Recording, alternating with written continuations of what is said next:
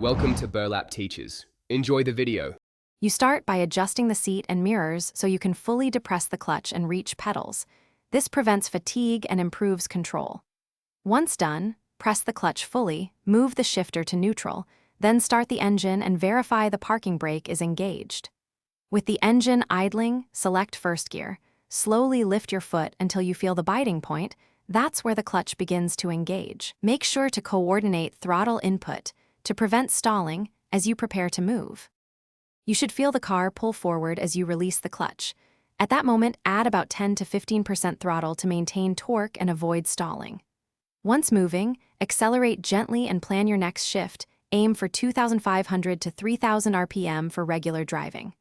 To shift, press the clutch, lift the throttle, change gear, then release the clutch smoothly while applying throttle again.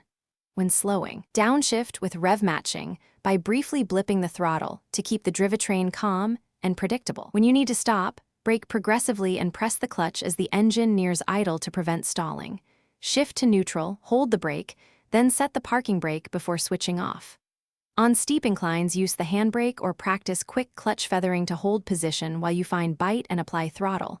This avoids rollback. If the car stalls, don't panic. Restart, observe the biting point, and practice releasing the clutch more slowly with a bit more throttle until the coordination becomes natural. Thanks for watching. Consider subscribing if this video helped you.